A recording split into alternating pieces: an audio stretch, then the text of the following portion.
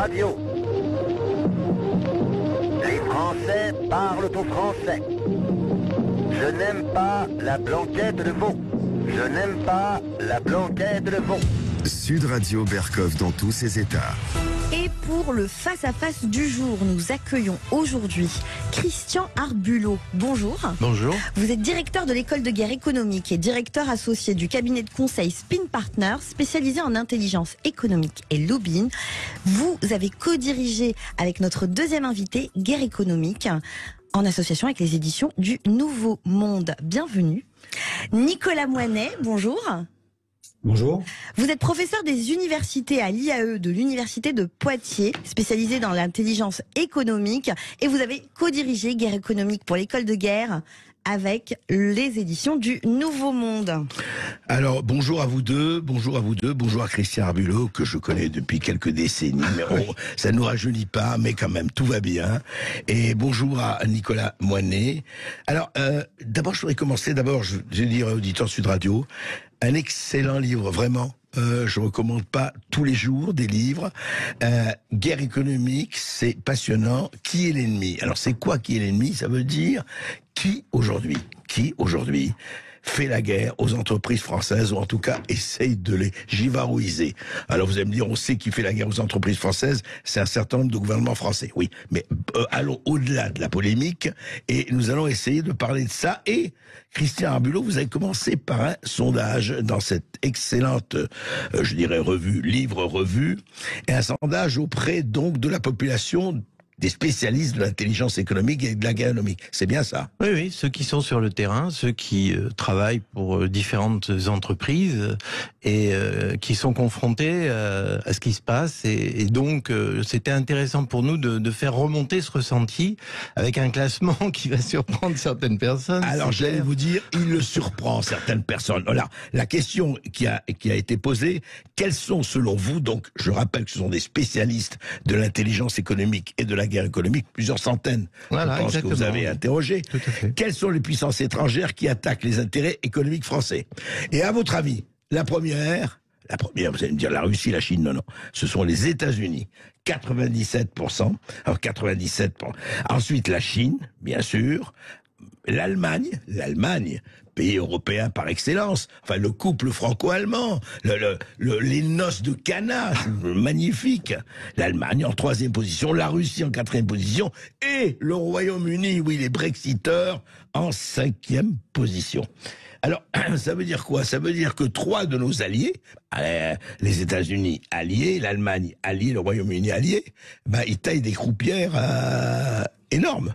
Oui, parce que bon, on fait bien la distinction. Hein. Guerre économique, c'est qui est l'ennemi en termes de nocivité, en termes d'hostilité. Ces pays-là vont pas nous raser non, bien sûr, comme dans une guerre militaire. Bien sûr. Mais c'est vrai qu'il fallait un peu remettre les pendules à l'heure, parce que on est dans un pays où on a un peu tendance à regarder dans une direction et pas forcément dans d'autres.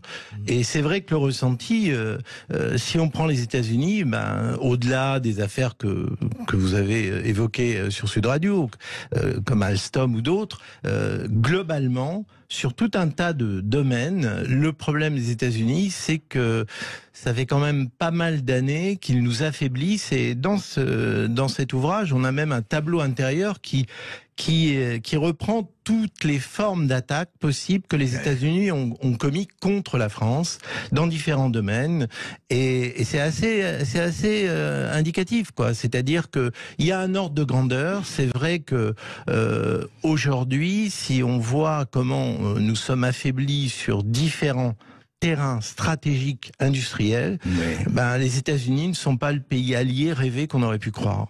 Et alors, juste, on va pas donner tous les exemples, il faudrait plusieurs émissions, mais concrètement, 1 ou 2 exemples dans lesquels les États-Unis ont montré que l'important, c'était eux, leurs affaires. Bon, évidemment, la réelle politique et les intérêts, c'est nous d'abord. Les exemples, on a parlé d'Alstom, on a parlé d'autres. Il y a plusieurs exemples comme ça. Je prends un exemple, moi, sur lequel j'ai pas mal travaillé, qui est l'agriculture et l'agroalimentaire. Oui. Il est clair que ça a été pendant très longtemps le socle de notre économie. Ça l'est encore. Et il est clair que là, il y a une menace globale sur les forces productives qu'il y a en France, Pourquoi? Tout simplement parce que des intérêts industriels américains, mais aussi liés à la Silicon Valley, veulent imposer un nouveau mode de production, et avec un argument très subtil d'ailleurs, qui est de dire on n'est pas des conquérants, on veut pas se substituer à quelqu'un, on vient en aide à l'humanité pour la nourrir à l'horizon 2050. Donc on va arriver avec de l'agriculture cellulaire, on va arriver avec tout un ensemble d'approches qui remettent en question notre propre mode de production, notre mode de consommation, mais aussi qui souligne des problèmes qui passent un peu sous le tapis, comme la santé publique. Parce qu'on peut pas dire qu'aux États-Unis, ça soit la super forme pour la population. L'obésité et compagnie. Exactement. Et donc, ce que je remarquais, c'est que le monde agricole et aussi une partie du monde agroalimentaire ne voyait que son cœur de métier et ne voyait pas l'approche globale. Et l'approche globale, c'est que aujourd'hui, on voit qu'il y a des attaques qui se développent dans notre jargon à nous, sur plusieurs échiquiers.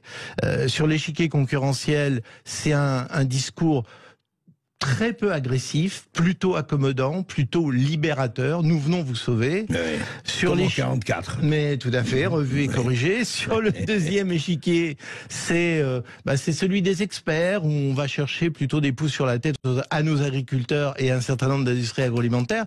Et puis le troisième, c'est celui de la société civile, c'est-à-dire ceux qui défendent la veuve et l'orphelin, qui s'auto-proclament, qui s'auto-missionnent et qui là attaquent de manière beaucoup plus dure. Et c'est vrai que quand on analyse ces trois échiquiers, on essaie de comprendre est-ce qu'il y a une orchestration, quels sont les liens entre les acteurs, et c'est là où on entre dans le dur et on voit des choses assez intéressantes. Alors c'est intéressant là-dessus sur les États-Unis. Encore une fois, je vous renvoie au livre, vraiment lisez-le, énormément de détails.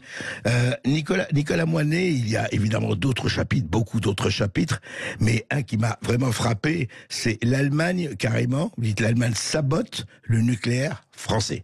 Sabote, on dit bien. Alors, comme on l'a vécu pendant des décennies sur le modèle de l'Union sacrée, l'Union magnifique, le couple idéal, hein, c'était Richard Burton et Elizabeth Taylor avec l'Allemagne, et sabotage, c'est vraiment un mot qu'on doit employer aujourd'hui, Nicolas Moinet. Oui, parfaitement. C'est ce que montre Margot de Kerpoisson dans son article très documenté. Hein. Il faut bien le dire aux auditeurs. En fait, c'est un ouvrage scientifique académique, donc on dissèque, on fait un travail presque de médecine légale en fait, et donc à partir d'informations ouvertes. On parle souvent de guerre de l'ombre pour la guerre économique, mais ça existe bien sûr les guerres de l'ombre, mais souvent ce sont des guerres ouvertes. Il suffit juste de regarder avec les bonnes lunettes, et souvent on n'a pas les bonnes lunettes. C'est un peu ça le problème. Alors vous citiez le couple franco-allemand, André Berkoff. Vous savez, j'aime beaucoup cette phrase de Woody Allen qui dit un couple, c'est quand deux personnes n'en font plus qu'une. La question, c'est de savoir laquelle. Donc très clairement, la volonté de l'Allemagne, c'est que le couple franco-allemand, ce soit d'abord les intérêts de l'Allemagne. Et on ne peut pas lui en vouloir. Et pour reprendre ce que disait Christian Arbelot, et vous citiez la liste des pays entre guillemets nocifs ou ennemis, si on continuait la liste, là on s'est arrêté au 5e, mais si on continuait, on verrait que la France n'est pas très loin. Parfois on est son pire ennemi. Vrai. Il faut comprendre que dans le monde économique, on est dans des jeux relatifs, c'est-à-dire qu'il faut être plus agile que l'autre. Et donc, si on s'auto-paralyse d'un côté et que les autres de l'autre côté défendent leurs intérêts, ce qui est normal, et sont plus agiles que vous, eh bien évidemment, vous êtes perdant. Et l'Allemagne fait en sorte non seulement d'être plus agile que nous, mais en plus de nous paralyser. C'est ce qu'elle a voulu faire avec le nucléaire. Ça, c'est très clair aujourd'hui. Et justement, vous savez, c'était la phrase de Sacha Guitry, vous citez Woody Allen, vous savez ce que disait Sacha Guitry, toi et moi, chérie, ne faisons qu'un, mais quand je suis seul, qu'est-ce que je m'ennuie? Est-ce que la France s'est non seulement ennuyée, mais justement vous parliez du pire ennemi, Nicolas Moinet, je crois que vous avez pas tort, c'est le moins que l'on puisse dire, et au point quand même de s'auto-saboter. Je prends un exemple par rapport à l'Allemagne. Je me suis laissé dire, en tout cas dans le studio, par un certain nombre de gens, que il y avait au sein du ministère de la Transition énergétique ou de l'écologie, ou l'appelons qu'on veut, il y avait une cellule, je dirais pas allemande, mais pro-allemande, c'est-à-dire anti-nucléaire, etc., etc. Est-ce que c'est une version du masochisme français, en tout cas d'un certain masochisme français? Masochisme, je ne sais pas. En tout cas, il y a une chose qui est évidente, c'est que la France n'est pas assez présente dans les institutions européennes. Nous ne pesons pas assez au quotidien, je parle pas des sommets de chefs d'État. Et ça, c'est un vrai problème. Toutes les études le montrent, les études Eurostat. Ouais. C'est-à-dire qu'on ne profite pas du marché intérieur, on n'est pas assez présent, on ne fait pas assez d'influence, on ne fait pas assez de lobbying. Vous avez fait une émission il n'y a pas très longtemps sur le véhicule électrique. Le véhicule électrique, il y a eu tout un lobby, notamment dirigé de loin par la Chine avec le club 16+1. Eh bien, on n'a pas compris ce qui se passait, on n'est pas présent, on est déficitaire dans le marché intérieur. Il faut qu'on réinvestisse absolument l'Union européenne. Les Allemands ont la place qu'on leur laisse. Ouais. Exact. Et c'est ça qui pose un vrai problème sur le pouvoir, quel qu'il soit. D'ailleurs, droite ou gauche confondu, c'est pas le problème du pouvoir, c'est le problème que comment effectivement on l'utilise. Et on va en parler avec vous, Christian Arbulot, avec vous, Nicolas Moinet. Passionnante. Qui est l'ennemi dans cette guerre économique? Il faut comprendre que si on ne parle pas de guerre économique, on ne parle de rien. Parce que la guerre militaire, c'est très important. Mais si on ne connaît pas la guerre économique qui l'appuie, qui est son socle, on ne voit pas ce qui se passe. À tout de suite, on reprend la conversation tout de suite. Et on attend vos appels également au 0826 300 300. Guerre économique, qui est l'ennemi? Les entreprises françaises sont devenues des cibles. À tout de suite. Ici Sud Radio. Les Français parlent au français. Les carottes sont cuites. Les carottes sont cuites. Sud Radio Berkov dans tous ses états. Clausewitz disait que la guerre est la continuation de la politique par d'autres moyens, mais la guerre économique, on pourrait le dire aussi, est la préfiguration de la guerre par tous les moyens. Donc, on faut parler de guerre économique, et vous le faites, Christian Arbulot et Nicolas Moinet, dans cet excellent livre, effectivement, Qui est l'ennemi. Alors, on va parler de tout, et Christian Arbulot, on va peut-être l'aborder, vous avez pas parler de tous les sujets qui sont dans cet excellent livre, mais l'élite qui fait sécession. C'est intéressant. C'est-à-dire qu'on a l'impression, effectivement, et Nicolas Moinet en parlait par rapport à, il disait, le 6e ennemi, c'est peut-être la France, mais qu'est-ce qui fait que nos élites, toutes tendances confondues, encore une fois, il ne s'agit pas d'incriminer tel ou tel, on fait dans la sidération. Il se passe ça avec l'Allemagne, avec la Chine, on l'a vu, avec le Covid, le narratif du Covid, le narratif Ukraine-Russie, qui est quand même aussi intéressant, on en reparlera. Qu'est-ce qui fait qu'il y a cette sidération? On attend que ça se passe, on voit, on navigue à la godille, au doigt mouillé. Qu'est-ce qui se passe? La sidération, elle date de 1945, en fait. C'est-à-dire que la peur de voir le Parti communiste ne pas suivre les consignes de Moscou et arriver au pouvoir par tous les moyens, voire presque par une voie électorale, ça a amené la nouvelle classe politique à aller aux États-Unis et dire aux Américains « protégez-nous ». Avec des arguments qui n'étaient pas des plus crédibles d'ailleurs, puisque c'était l'URSS peut envahir l'Europe de l'Ouest, ça semblait quand même compliqué. Et dès 45, on parlait déjà du réarmement de l'Allemagne, là on était quand même un peu loin du sujet.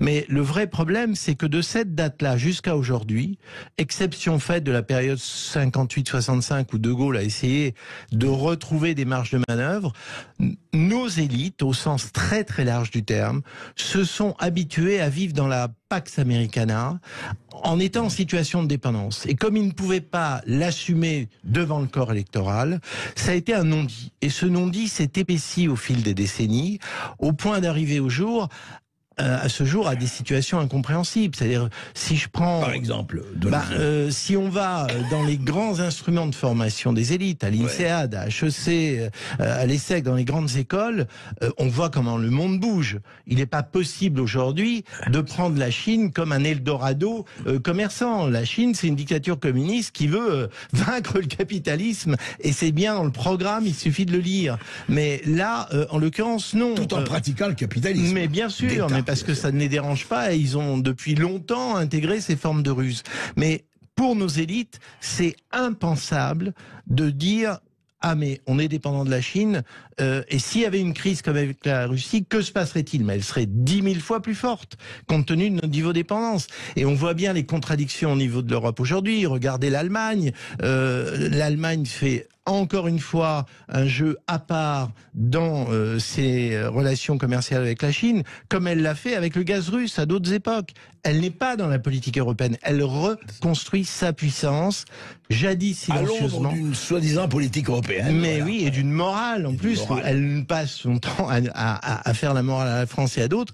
Et on retombe devant ces élites qui, engluées dans cet esprit de dépendance qui est devenu la vérité, entre guillemets, mais une vérité non assumée. C'est ça le vrai problème. Donc on n'en parle pas. Et donc, effectivement, il y a l'esprit de sidération que vous soulignez. On a l'impression qu'ils ne savent pas quoi faire. Nicolas Moinet, justement là-dessus, sur cette sécession des élites et sur cette sidération, vous pensez aussi que on est en train d'assister à la France, comme vous disiez, enfin spectatrice de, je dirais pas de son propre dépeçage, non pas trop loin quand même, mais on n'en est pas là, heureusement. Mais enfin, il y a quelque chose qui nous sidère à nous aussi, quoi, par rapport à cette guerre économique mondiale, qui quelquefois ne dit pas son nom, mais qui n'en est pas moins forte. Nicolas Moinet.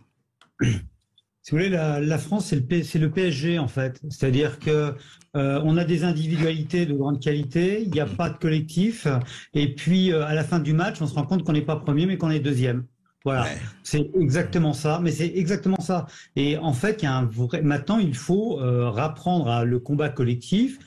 Il y a des élites qui se battent, dans les armées notamment.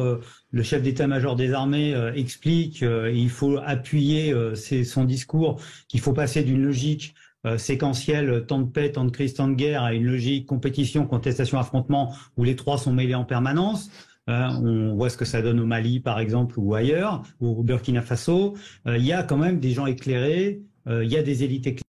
On a un vrai problème de collectif et de formation en fait des combattants. Voilà, on a des maillons, mais on n'a pas la chaîne complète. C'est pour ça qu'on se bat avec Christian Arbelot depuis 30 ans au sein des guerres économiques. Mais est-ce que cette chaîne-là, je pose la question à vous deux, est-ce que ce n'est pas la politique qui devrait faire, qui donne le cap? Qui devrait donner le cap? Enfin, c'est pas nouveau ce que je dis, mais est-ce que ce n'est pas le manque de cap, le manque de définition, de trace du cap, puisqu'on ne parle que de la prochaine réélection et on ne parle élection ou réélection, on ne parle pas des générations futures. Est-ce que ce n'est pas cette chaîne, ce fil rouge qui manque? Mais qui devrait faire ce fil rouge? C'est le président de la République. Ouais. C'est-à-dire le premier concerné dans cette histoire, c'est lui qui doit définir le cap. Vis-à-vis de l'Allemagne, on peut plus être dans le en même temps. C'est fini ça. L'Allemagne reconstruit sa puissance. Si on veut maintenir un cap fragile sur la construction de l'Europe, on ne peut pas de nouveau la laisser agir comme elle le fait en ce moment, en plantant une industrie de défense européenne, en étant dans un cynisme total. Si on faisait un pointage très précis de tous les armements que l'Allemagne achète en dehors de ce qu'elle fabrique, on constate, à part quelques contrats de coopération avec la France, qu'elle fait exprès de ne jamais acheter d'armement français. Enfin, c'est vraiment on est dans une ambiance de cynisme très désagréable. Et tout à l'heure, vous parliez des actions société civile, etc. Quand on voit le jeu que les Verts allemands jouent en France, vers les écolos français, pour déstabiliser les intérêts économiques français. Quand on sait que ces Verts allemands, leur histoire initiale, et c'est ce qu'on démontre dans ce livre, c'est quand même à l'époque des euromissiles, c'est les services de renseignement de l'Est qui noyautent des petits groupes de gauchistes allemands pour déclencher de l'antinucléaire militaire qui va devenir de l'antinucléaire civil. Ouais. Et en ce moment, il y a des enquêtes très poussées, on verra si les résultats sont rendus publics, comme quoi les écolos allemands ont reçu des fonds russes. Et là, on voit la dépendance de l'Allemagne assumée vis-à-vis du gaz russe. Donc, il est temps de regarder un peu le dessous des cartes. Et c'est vrai que ce qu'on attend d'un président de la République, c'est une vraie vision stratégique. C'est pas simplement des politiques d'à-coups, de petits pas, parce que là, en l'occurrence, c'est plus possible. Oui, et c'est ce qui se passe en ce moment, et c'est quand même quelque chose dont on a conscience. Mais justement, vous le dites dans votre livre, parce qu'il y a beaucoup d'exemples, et ce qui a été extraordinaire, Nicolas Moinet, je pense à votre chapitre sur la Chine, enfin les chapitres que vous consacrez à la Chine, et c'est magnifique quand nous avons découvert. C'était presque Georges Dandin, c'était du Molière, extraordinaire. Enfin, on aurait envie de ricaner si on n'avait pas envie de pleurer. Quand on apprend que tout le paracétamol, tout le doliprane, sont fabriqués en Chine. Vous savez que 90% de la population ne le savait pas. Elle dit, ah bon, j'ai besoin de ça, et c'est en Chine. Nicolas Moinet, c'est intéressant, ça. C'est presque des médecins malgré lui. Je sais pas si c'est Georges Dandin. Oui, moi j'ai envie de dire bravo la Chine. La Chine est intelligente. D'ailleurs, elle a beaucoup copié le système japonais.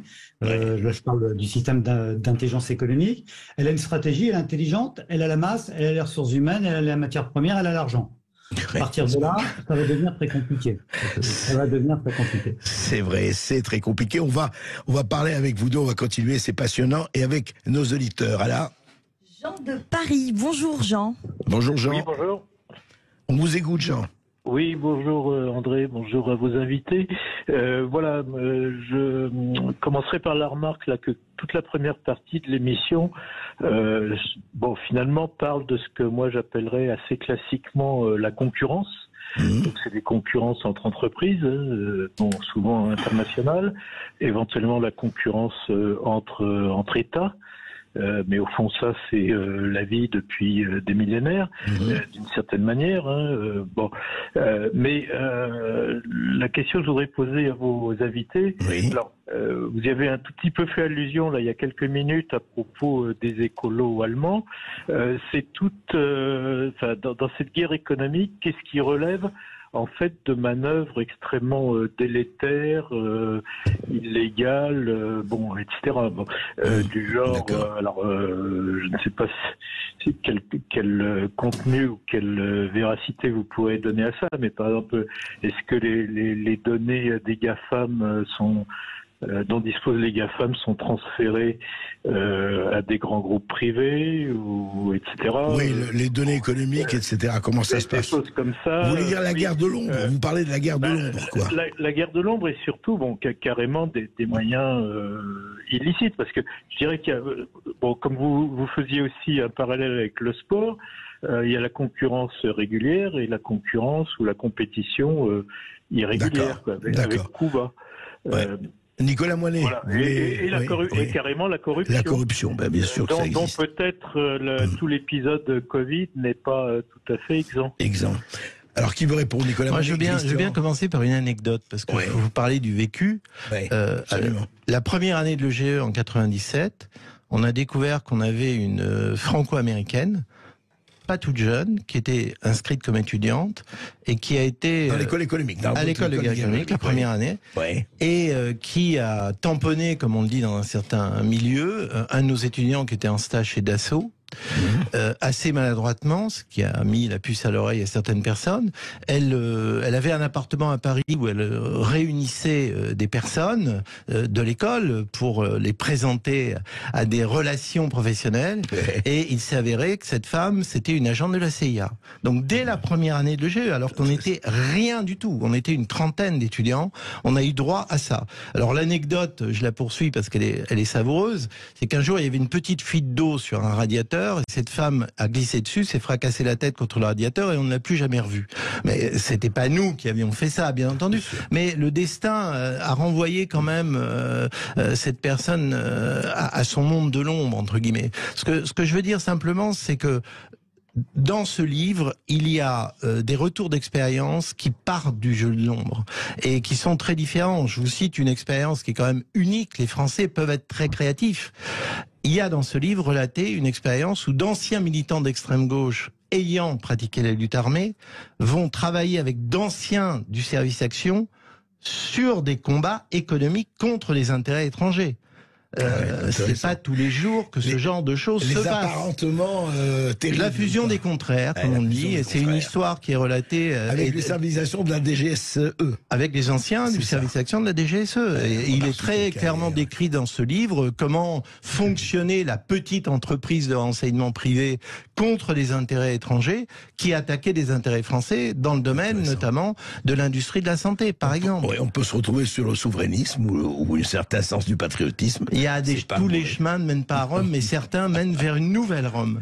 Nicolas Moinet, vous voulez ajouter quelque chose sur ce domaine? Oui, pour répondre à l'auditeur, en fait, je pense qu'il faut changer de lunettes. C'est-à-dire, il n'y a pas d'un côté, on va dire, l'économie saine, parfaite, et puis de l'autre côté, une espèce comme ça d'économie un peu souterraine ou malsaine. En fait, c'est pour reprendre l'image du western connu.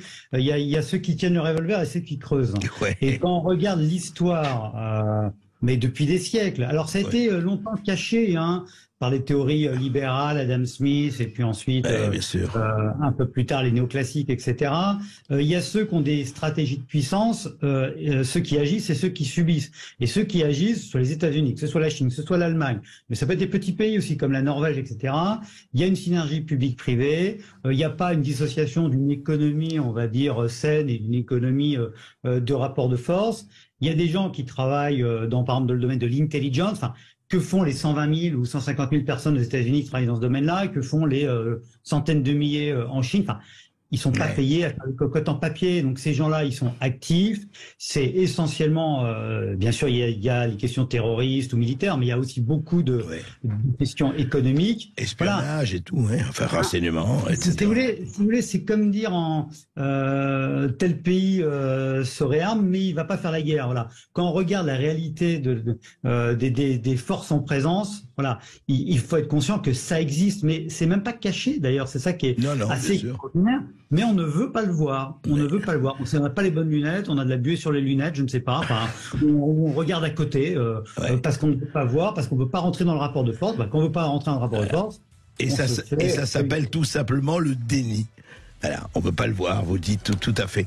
On continue tout de suite. Absolument, après. On revient tout de suite avec nos auditeurs qui peuvent toujours nous appeler au 0826 300. À tout de suite. Ici Sud Radio. Les Français parlent au français. Je n'aime pas la blanquette de veau. Je n'aime pas la blanquette de veau. Sud Radio Berkov dans tous ses états. Et on accueille tout de suite Arnaud du Val-de-Marne. Bonjour Arnaud. Bonjour Arnaud. Bonjour Monsieur Berkov, bonjour à tous vos invités. On vous écoute Arnaud. Alors, je trouve que le débat est très très intéressant. Justement, je me permettais de rappeler initialement que, puisqu'on parlait des États-Unis, que Monsieur Hollande et Madame Merkel avaient été espionnés par la NSA à l'époque et qu'il n'y avait pas tellement eu de sanctions. Preuve, encore une fois, que nous sommes affiliés aux Américains et que les Américains ne sont pas toujours nos amis. Tout à l'heure, j'entendais votre invité qui disait que nous refusions de voir avec ce qui se passait dans la réalité. Moi, je vais me permettre de donner un éclairage tout simple et je vais encore rebondir sur ce que disait un de vos invités concernant le manque de stratégie que nous avons. Je crois que c'est tout à fait vrai. Quand on constate depuis quelques années les présidents qui se succèdent, il n'y a plus de stratégie, mais ça s'explique parfaitement. Je vais vous donner un exemple très simple qui est celui de l'entreprise.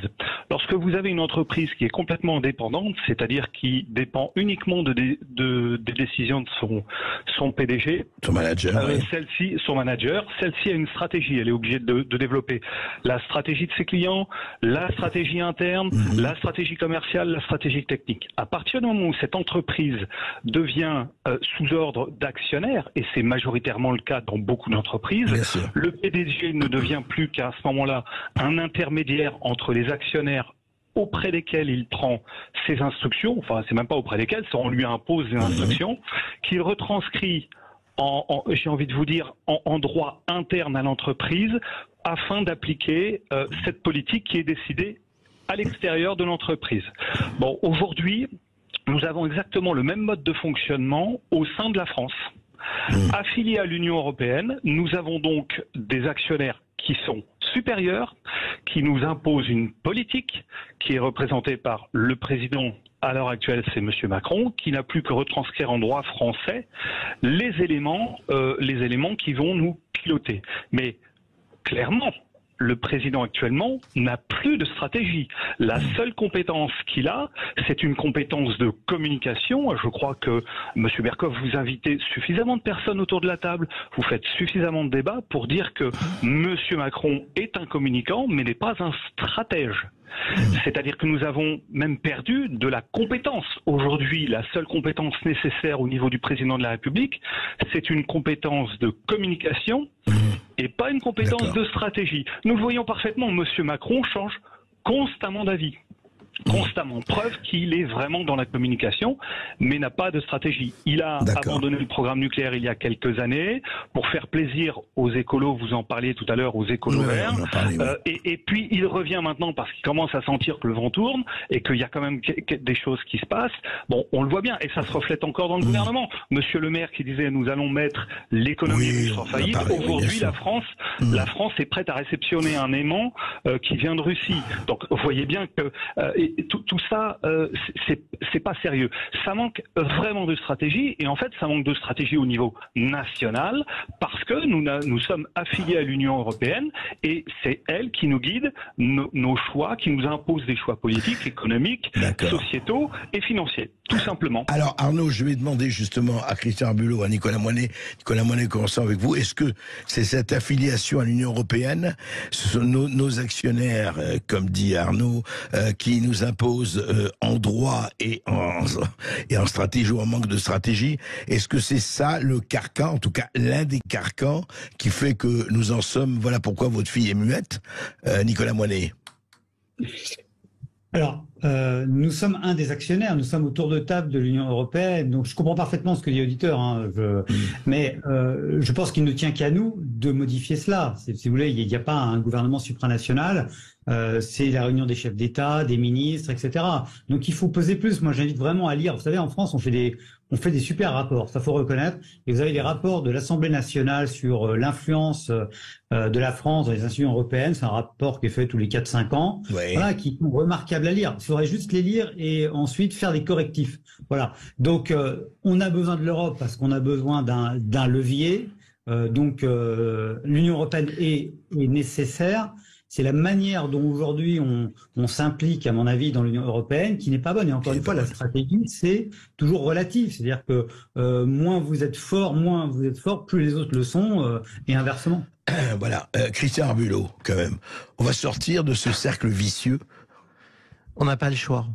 C'est-à-dire que ce qui peut-être est la dose d'optimisme nécessaire, c'est qu'on ne peut pas continuer à se faire rouler dans la farine comme on l'est depuis tellement longtemps.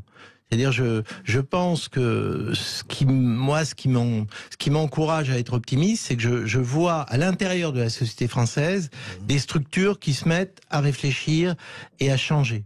Je parlais tout à l'heure des agriculteurs et dans l'agroalimentaire. Là, maintenant, ils ont décidé de ne plus se faire dépecer et de ne plus se faire non plus stigmatiser par des combats issus de la société civile dont certains ont une raison d'être et dont d'autres, et là on est sur le terrain de la guerre de l'information, sont complètement manipulés ou pire, des gens qui les mènent pour avoir des rentes de situation, pour exister, pour même gagner de l'argent. Donc il y a prise de conscience. À votre avis, là-dessus. Oui, il y a une prise de conscience. Cette prise de conscience, on la voit monter en puissance. Nous, ça fait 25 ans qu'on a formé plusieurs milliers maintenant d'étudiants. Beaucoup travaillent dans le monde économique, mais une minorité non négligeable travaille au sein de l'État.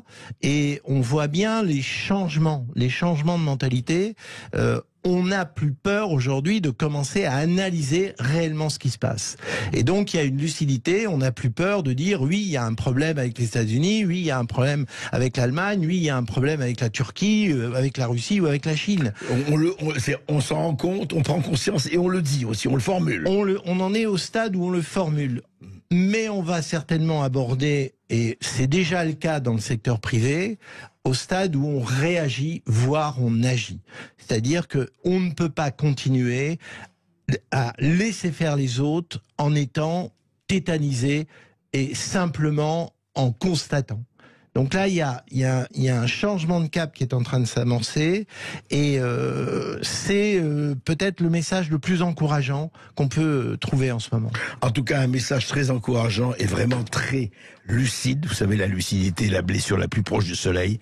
Lisez ce livre, Guerre économique, qui est l'ennemi? Et on voit bien que l'ennemi n'est pas toujours celui qu'on croit, et qu'un ennemi surtout peut en cacher un autre. Christian Arbulot, merci beaucoup. Je rappelle que vous êtes directeur de l'école de guerre économique et directeur associé du cabinet de conseil Spin Partners, spécialisé en intelligence économique et lobbying.